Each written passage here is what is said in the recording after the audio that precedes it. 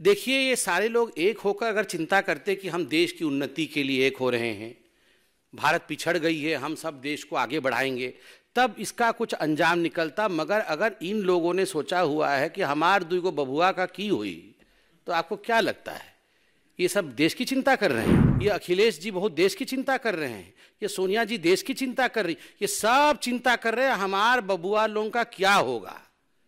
इसलिए ये सब हो रहा है। सब अभी शुरू नहीं, अभी तो आप ट्रेलर देख रहे हैं। देखिए 24 के चुनाव से पहले क्या होने वाला है।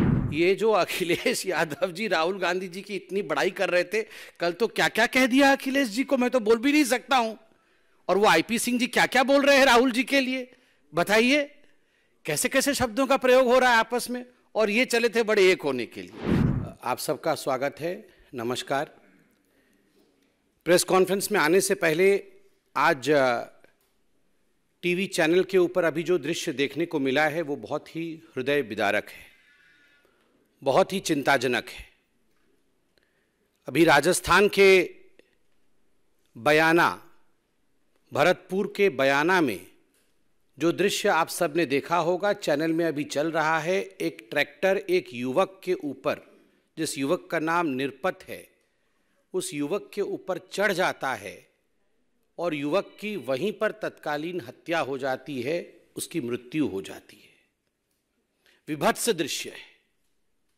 ये केवल एक युवक की हत्या का विषय नहीं है, एक युवक की मृत्यु का विषय नहीं है। ये केवल एक ट्रैक्टर एक युवक के ऊपर चढ़ गया, राजस्थान के एक गांव और एक जिले का विषय नहीं है। ये आज पूरे राजस्थान का विषय है, ये आज कांग्रेस शासित राज्यों का विषय है। बताया गया है कि प्रियंका वाड्रा राजस्थान आज पहुंच रही है। मैं आज भारतीय जनता पार्टी के प्रवक्ता के नाते और पार्टी के एक जिम्मेदार कार्यकर्ता के नाते आज प्रियंका वाड्रा जी से यह डिमांड करता हूं कि इससे पहले वो जनसभा को संबोधित करे, ये जो हृदय विदारक दृश्य है भरतपुर का, हत्या हो रही है, सरेआम हत्या हो रही है, उसकी रिकॉर्डिंग हमारे सामने है। यह लड़ाई कोई आज की नहीं है, अनेक वर्षों की दो परिवारों के बीच लड़ाई, पुलिस में कंप्लेंट, उसके बावजूद हत्या। प्रियंका वाड्रा पहले उस गांव में जाए, पहले जाके उन पुलिस कर्मियों को, वहां के डीएम, वहां के एसपी और वहां के प्रशासन को सस्पेंड करके वो हिम्मत दिखाए कि वो केवल भाषण और स्लोगनिंग के लिए नहीं है, वो खड़ी हो सकती है। She has to project that she has the spine, she has the gall to visit Bharatpur, to visit the place where this gruesome incident, this gruesome murder has taken place only a while ago, and the video which has gone viral across the country and beyond is heart-wrenching. This is the call to Priyanka Vadra. Priyanka ji, विषय तो बहुत ही गंभीर है जिस पे आज हम press conference कर रहे हैं, मगर दृश्य देखने के बाद अपने आप को रोका नहीं गया। इसलिए हमने आपसे यह चैलेंज दिया है कि आप पहले वहां जाएं। अब मैं विषय पे आता हूं। हिंदुस्तान की यह खूबसूरती है, लोकतंत्र की यह खूबसूरती है कि जब चुनाव आते हैं तो घोषणा पत्र आते हैं। घोषणा पत्र एक पुलिंदा होता है जवाबदेही का। घोषणा पत्र एक पुलिंदा होता है कि हम क्या करेंगे जनता के लिए, हम किस प्रकार से जनता को आगे उनके विकास के लिए काम करेंगे। अगर घोषणा पत्र आप लागू नहीं करते हैं, जिन राज्यों में आपने इससे पहले शासन किया, जिन राज्यों में इससे पहले आपने घोषणा की थी और वहां घोषणा पत्र लागू नहीं होता है, तो कभी आप खालिस्तान के समर्थन में खड़े हो जाते हैं, तो कभी हमास के समर्थन पे खड़े हो जाते हैं। आज अशोक गहलोत खालिस्तान के समर्थन में उन्होंने बयान दिया है। राहुल गांधी और कांग्रेस पार्टी आज हमास के समर्थक के रूप में पूरे हिंदुस्तान और पूरे विश्व में वो देखी जा रही है। आखिर हमास का समर्थन क्यों करना पड़ रहा है? आखिर खालिस्तान के समर्थन के पीछे अशोक गहलोत को क्यों जाना पड़ रहा है? एक ही शब्द है, तुष्टीकरण। अगर घोषणा पत्र लागू किया होता हिमाचल प्रदेश में, अगर घोषणा पत्र लागू किया होता कर्नाटक में, तो आज खालिस्तान शब्द का प्रयोग नहीं करना पड़ा होता, जिस खालिस्तान के कारण इंदिरा गांधी जी की हत्या हुई। अभी एक विदेशी राष्ट्र में एक टैब्लॉइड गया था, इंदिरा गांधी की हत्या को सेलिब्रेट करने की कोशिश की थी, भारत के सरकार ने खड़े होकर उसका विरोध किया था, और आज एक कांग्रेस के सिटिंग मुख्यमंत्री खालिस्तान के लिए बोल रहे हैं। इसलिए बोल रहे हैं क्योंकि घोषणा पत्र ना तो हिमाचल प्रदेश में लागू हुआ और ना ही कर्नाटक में लागू हुआ। मैं लेकर आया हूं घोषणा पत्र। हिमाचल प्रदेश में क्या घोषणाएं की थी, कर्नाटक में क्या घोषणाएं की थी, और अंततोगत्वा किस प्रकार से उनका हश्र, उनका अंजाम नकारात्मक रहा, वो इंप्लीमेंट नहीं हुए। हुए भी तो इस प्रकार से हुए कि मिलने के बदले देना पड़ा, लेने के बदले देना पड़ा। आप देखिए, जहां तक हिमाचल प्रदेश का सवाल है, जो सबसे बड़ी घोषणा की गई थी राहुल गांधी जी द्वारा और प्रियंका वाड्रा जी द्वारा, वो क्या थी? युवाओं को लेकर थी कि हम सत्ता में आएंगे, हिमाचल प्रदेश में पहली कैबिनेट की बैठक में 5 लाख युवकों को रोजगार दी जाएगी। 5 लाख युवकों को, 1 लाख नहीं, 2 लाख नहीं, 20,000 नहीं, 25,000 नहीं, एक साथ 5 लाख युवकों को नौकरी दे दी जाएगी, और वो भी कोई 10-12 कैबिनेट में नहीं, पहली कैबिनेट में इसकी घोषणा होगी। कुछ नहीं हुआ। कई कैबिनेट की बैठक हो गई, लगभग 11 महीने की सरकार हो गई है, कुछ नहीं हुआ। आज का टैगलाइन है, कुछ नहीं हुआ। दूसरी बड़ी घोषणा क्या थी प्रियंका वाड्रा जी द्वारा? प्रियंका जी, आप तो आज पहले हमारा चैलेंज भरतपुर वाला एक्सेप्ट करिए, और ये दूसरा चैलेंज मैं आपके सामने रख रहा हूं। आपने हिमाचल प्रदेश में सीना ठोक के कहा था, आपने सर उठाकर कहा था हिमाचल प्रदेश में कि हम 22 लाख महिलाओं को 1,500 रुपए मुआवजा देंगे। 1,500 रुपए प्रति माह मुआवजा 22 लाख महिलाओं को। लाख तो ऐसे बोलते हैं जैसे पता नहीं। 5 लाख युवक, 22 लाख महिलाएं, कुछ नहीं हुआ। क्या हुआ? 1150 रुपए और 1350 रुपए जो हिमाचल प्रदेश में जयराम ठाकुर जी की सरकार, भारतीय जनता पार्टी की सरकार जो मुआवजा महिलाओं को दे रही थी, जो पेंशन दे रही थी, उसे बढ़ा करके 1,500 कर दिया। 1350 तो हम ही दे रहे थे। आपने कहा था अतिरिक्त 22 लाख महिलाओं को आप देंगे 1,500 रुपए। क्या हो गया? भुगतान क्यों नहीं हुआ? कुछ नहीं हुआ। 300 यूनिट बिजली फ्री देंगे, 300 यूनिट बिजली फ्री देंगे, कुछ नहीं हुआ। उल्टा 125 यूनिट जो फ्री जयराम ठाकुर जी की सरकार, भारतीय जनता पार्टी की सरकार हिमाचल प्रदेश में दे रही थी, उसे भी कैंसिल कर दिया गया। 300 यूनिट बिजली फ्री देंगे, कुछ नहीं हुआ। युवाओं के लिए 680 करोड़ रुपए का स्टार्टअप फंड स्टार्ट करेंगे, पहली कैबिनेट की बैठक में। और सब कुछ पहली कैबिनेट की बैठक में ही करने वाले थे। पहली कैबिनेट की बैठक में 680 करोड़ रुपए राहुल गांधी जी युवाओं को स्टार्टअप में देने वाले थे। अंजाम कुछ नहीं हुआ। और तो और प्रियंका वाड्रा और राहुल गांधी जी ने कहा था हिमाचल प्रदेश में जाकर के कि मोबाइल क्लिनिक से हर गांव में हम मुफ्त इलाज पहुंचाएंगे। हर गांव में मोबाइल क्लिनिक जाएगी। पहली कैबिनेट की बैठक में यह पारित हो जाएगी और गांव-गांव में जाके मोबाइल यूनिट काम करेगी। अंजाम कुछ नहीं हुआ। एक भी मोबाइल यूनिट, आप यहां मीडिया के सब वरिष्ठ लोग बैठे हैं, एक भी रिकॉर्डिंग करके लाके दिखा दीजिए कि कहीं मोबाइल यूनिट से वहां चिकित्सा चल रहा है। कुछ नहीं हुआ। पशुपालकों से हर दिन 10 लीटर दूध खरीदेंगे, 10 लीटर दूध खरीदेंगे। यह हिमाचल प्रदेश में कांग्रेस ने अपने घोषणा पत्र में कहा था। गूगल करके अभी निकालिए घोषणा पत्र। हम घोषणा पत्र लेके नहीं आए हैं। कांग्रेस के घोषणा पत्र को हम ना छूते हैं, ना उस पर विश्वास करते हैं। आप जरा रिसर्च कर लीजिएगा, लिखा हुआ था पशुपालकों से 10 लीटर दूध खरीदा जाएगा प्रतिदिन।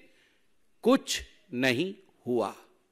मैं तो आज युवकों से कहूंगा, युवकों आज आप ट्विटर में ये हैशटैग चलाइए, कुछ नहीं हुआ। और उसके बाद 2 रुपए किलो गोबर भी खरीदा जाएगा। ये जो लोग गौवंश के खिलाफ थे, दबाव में आके इन्होंने कहा था दूध खरीदेंगे, गोबर खरीदेंगे, उसका भी स्टेटस कुछ नहीं हुआ। ये हिमाचल प्रदेश में स्टेटस है। और तो और हिमाचल प्रदेश में मुख्यमंत्री सक्कू जी, उप मुख्यमंत्री अग्निहोत्री जी और प्रियंका वाड्रा जी ने जाके कहा था कि 63,000 पद अभी खाली है, सरकारी पद, उसमें 37,000 नए पद जोड़ करके 1 लाख लोगों को नौकरी दी जाएगी, तत्कालीन दिया जाएगा। जैसे ही हम सरकार में आएंगे तत्क्षणात नौकरी दी जाएगी। स्टेटस कुछ नहीं हुआ। कुल मिलाकर के ये सब कुछ नहीं हुआ कैटेगरी में। हिमाचल प्रदेश में कुछ नहीं हुआ। अब कर्नाटक में क्या हुआ है इसकी कहानी भी आप सुनिए। आप तो जानते ही हैं, एक ही व्यक्ति के घर से 120 करोड़ रुपए 102 करोड़ रुपए निकल रहा है। ट्रांसपोर्टर, कॉन्ट्रैक्टर, इंजीनियर, जिसको देखो आज कर्नाटक में वो हड़ताल में है। घोषणा पत्र में क्या कहा था? घोषणा पत्र में कहा था कि शक्ति स्कीम लागू होगी, जिसमें महिलाओं के लिए पब्लिक ट्रांसपोर्टेशन फ्री होगा। इंप्लीमेंट करने की कोशिश की गई, नतीजा क्या हुआ? Over crowding. जो लोग शांतिप्रिय तरीके से बस में महिलाएं जा पा रही थी वो आज जा नहीं पा रही।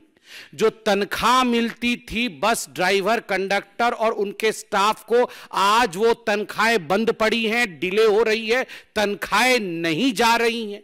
कितना लॉस हो रहा है इसमें बड़े अच्छे से कर्नाटक की मैं अखबारों में देख रहा हूं। Estimated loss is around 1563 crore रुपए for the KSRTC, Karnataka state road transport corporation का लगभग 1600 करोड़ रुपए का नुकसान है।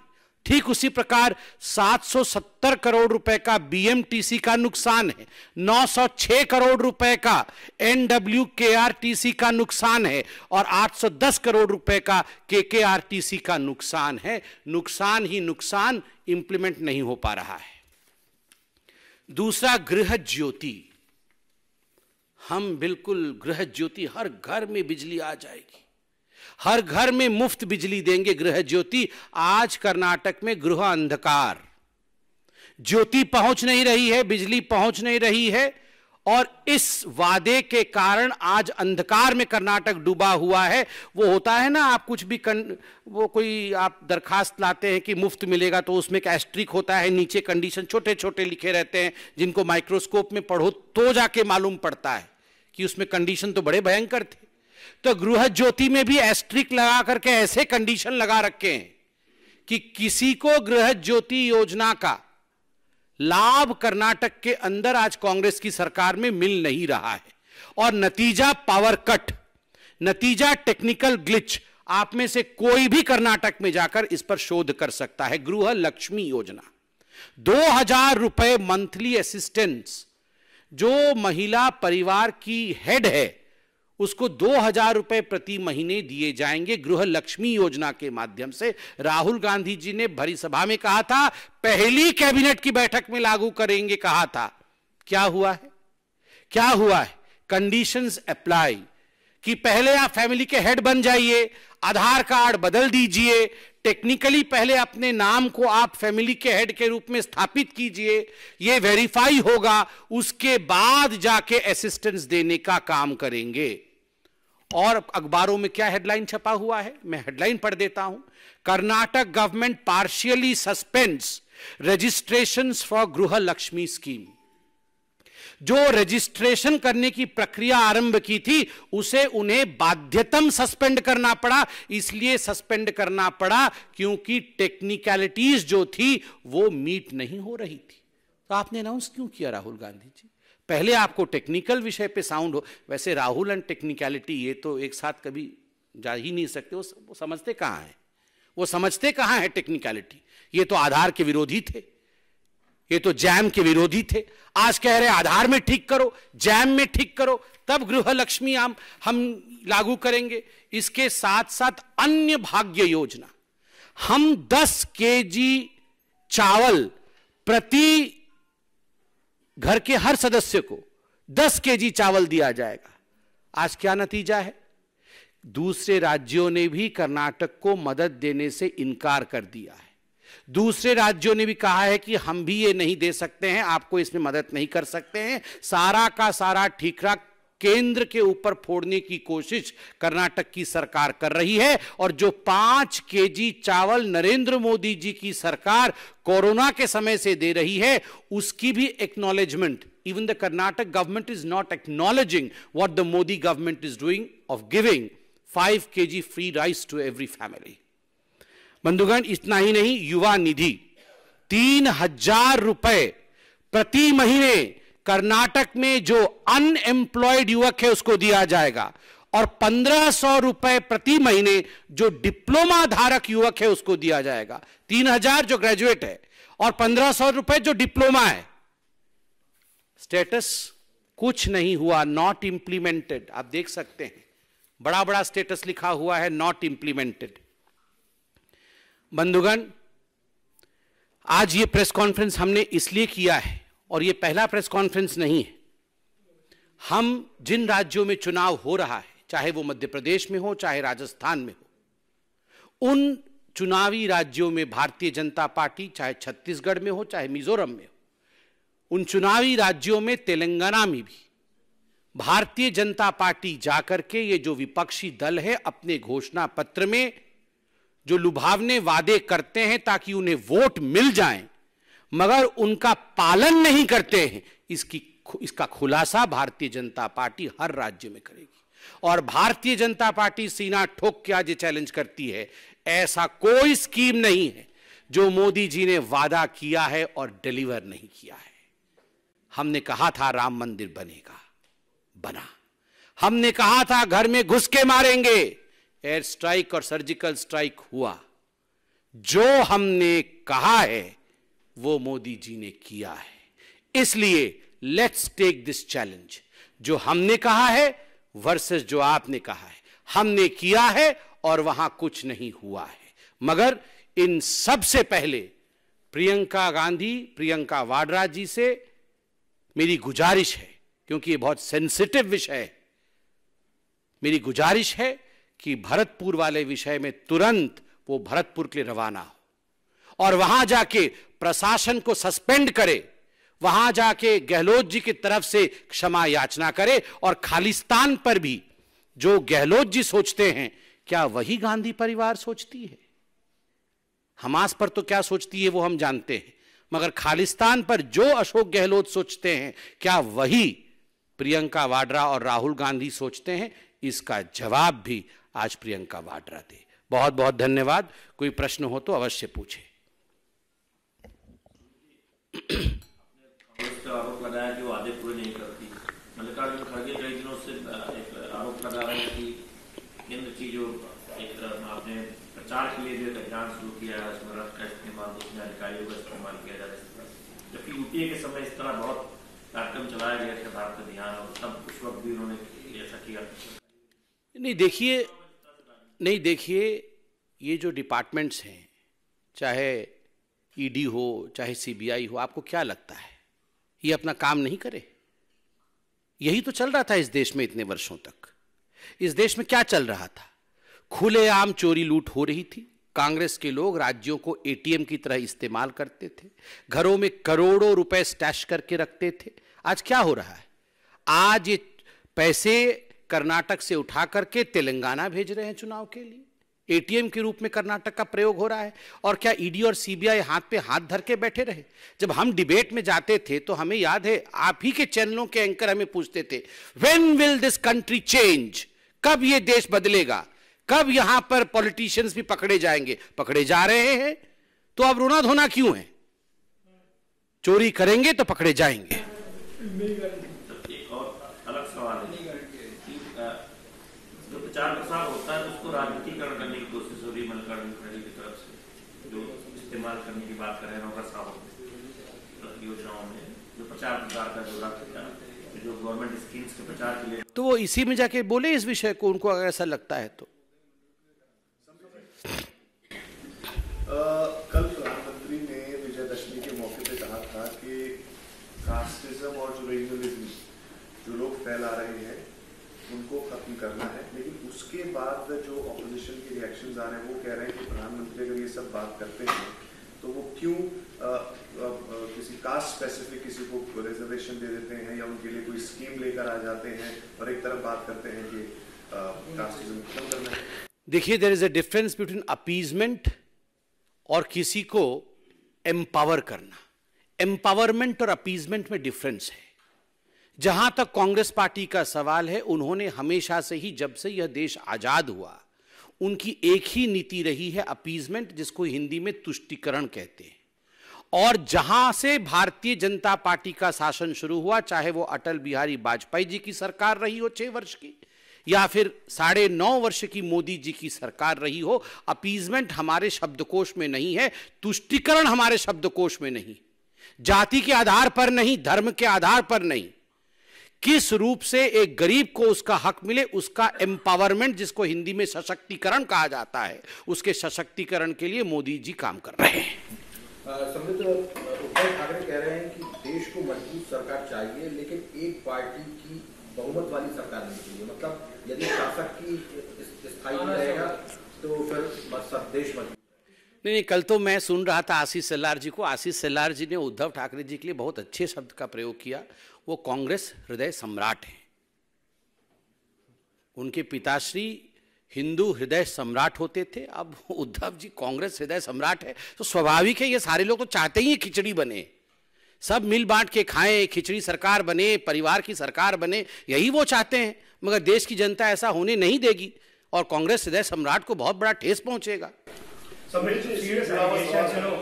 Serious allegations have been leveled on Mahua Moitra, and tomorrow the ethics committee will meet. But then we spoke to the lawyer Jan Bhatra. She said that she is bullied. She has always been bullying me, and she has filed fake complaints against me. So you know that tomorrow when the case comes up with the ethics committee, everything will be clear. And Mahua is always Mahua, since the day one of this controversy, has been saying this. BJP is attacking me because I have raised questions on their links with Adani. How do you see this? See, as far as this whole issue is concerned, I would reserve my comment for a later date, because as rightly pointed by you, the thing is in front of, the matter is in front of the ethics committee, and I should not breach that, because let the ethics committee investigate, let the ethics committee come out with a report, and let us all know what the truth is, which we are all awaiting eagerly. Let me not cross the line of commenting before the ethics committee comments. Opposition ने blog पर आया था, कहा था कि 2024 के चुनाव में बीजेपी की सरकार को हराएंगे, एक सीट पे पूरा अपोजिशन एक कैंडिडेट देगा। लेकिन मध्य प्रदेश में ही ये जो राज्य चुनाव हुआ उसमें सहमति नहीं बन पाई। मध्य प्रदेश में पहले जहां कांग्रेस के खिलाफ समाजवादी पार्टी ने कैंडिडेट उतारा, अब जेडीयू भी उसमें अपने कैंडिडेट उतार दिया। ऐसे ही होने वाला है। आपको क्या लगता है, ये सारे लोग एक होकर के भारत माता कैसे आगे बढ़ेगी इसकी चिंता कर रहे थे क्या? देखिए, ये सारे लोग एक होकर अगर चिंता करते कि हम देश की उन्नति के लिए एक हो रहे हैं, भारत पिछड़ गई है, हम सब देश को आगे बढ़ाएंगे, तब इसका कुछ अंजाम निकलता। मगर अगर इन लोगों ने सोचा हुआ है कि हमार दुगो बबुआ का की हुई, तो आपको क्या लगता है ये सब देश की चिंता कर रहे हैं? ये अखिलेश जी बहुत देश की चिंता कर रहे हैं, ये सोनिया जी देश की चिंता कर रही, ये सब चिंता कर रहे हैं हमार बबुआ लोगों का क्या होगा। इसलिए ये सब हो रहा है। सब अभी शुरू नहीं, अभी तो आप ट्रेलर देख रहे हैं। देखिए 24 के चुनाव से पहले क्या होने वाला है। सड़क पे लड़ाई होगी, दर्शक दीघा में हम और आप बैठ के देखेंगे। समीर जी, मेरा सवाल है। समीर जी, हाँ जी सर। राजस्थान में भी तो आपकी एनडीए की घटक दल है जननायक जनता पार्टी, उसने भी अपने कैंडिडेट उतार दिए, उनको किसकी चिंता है? नहीं, हम सड़क पे लड़ रहे हैं क्या? हम किसी के खिलाफ कंप्लेंट कर रहे हैं क्या? देखिए, राजनीति में एक सिविलाइज तरीका होता है। ये जो अखिलेश यादव जी राहुल गांधी जी की इतनी बड़ाई कर रहे थे, कल तो क्या क्या कह दिया अखिलेश जी को, मैं तो बोल भी नहीं सकता हूं। और वो आईपी सिंह जी क्या क्या बोल रहे हैं राहुल जी के लिए, बताइए कैसे कैसे शब्दों का प्रयोग हो रहा है आपस में। और ये चले थे बड़े एक होने के लिए। This marriage is not possible. Delhi के प्रदूषण एनसीआर रीजन में पोल्यूशन फिर से बढ़ा है। Politics over pollution has increased. Now Delhi government is claiming कि जो टॉप ऑफिशियल्स हैं, they are not coming to the key meetings of pollution, and and they are wanting the NCCSA to ask these government officials to deliver. Also, the NCR states to coordinate over this issue. देखिए, ये अरविंद केजरीवाल जी से पूछिए, वो बोल रहे थे हमारी सरकार पंजाब में आ जाएगी, दिल्ली में आ जाएगी तो हम सब कुछ एकदम दिल्ली स्वर्ग जैसे बन जाएगा। कुछ पेरिस या लंदन कुछ बोला तो था उन्होंने, ऐसे बन जाएगा दिल्ली, पॉल्यूशन भी कंट्रोल हो जाएगा, पराली जलेगी नहीं पंजाब में, सब कुछ हम कमाल कर देंगे। देखिए, ये अरविंद केजरीवाल जी एक ऐसे व्यक्ति हैं, आप आज पूछिए जो बाइडन के ऊपर धर देंगे लेके कि सब कुछ उनके लिए हुआ, अमेरिका में हमारी सरकार आएगी तब जाके ये दिल्ली ठीक होगा। तो इस प्रश्न का कोई उत्तर नहीं है, ये अरविंद केजरीवाल जी को संभालना, उनके प्रश्नों का उत्तर कोई नहीं दे सकता है क्योंकि वो घड़ी घड़ी रंग बदलते हैं। सर, इसी से अभी जो सवाल था कि सपा ने तो कैंडिडेट उतारे ही, कांग्रेस के अंदर भी हम देखें तो दिग्विजय और उनके बीच, कमलनाथ के बीच जो उनके कैंप में काफी बात चल रहा है, एक दूसरे की बात काट रहा है, और कांग्रेस में भी एक जुटता नहीं दिखाई दे रही, खासतौर पर मध्य प्रदेश। नहीं, कांग्रेस में तो, अरे कांग्रेस में क्या है, मैं तो सुनने में हम लोग को ये भी आ रहा है और आप लोगों के माध्यम से आ रहा है कि परिवार में भी एकजुटता नहीं है। लोग तो ये भी बोल रहे हैं कि प्रियंका की राहुल, इसमें भी लड़ाई चल रही है। अब बताइए, आप ही बताइए, भविष्य कौन होना चाहिए? प्रियंका वाड्रा भविष्य होनी चाहिए या राहुल गांधी होना चाहिए? ये भी आजकल इस पे भी बहुत चर्चाएं चल रही है। ऐसा हम लोग आप लोगों के माध्यम से सुनने को मिला है। बहुत बहुत धन्यवाद।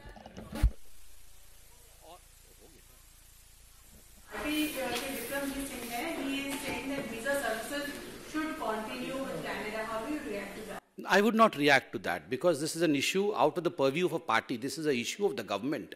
This is an issue which is a serious business which should be discussed at high levels of the ministry, not by a spokesperson over here in a press conference. Thank you.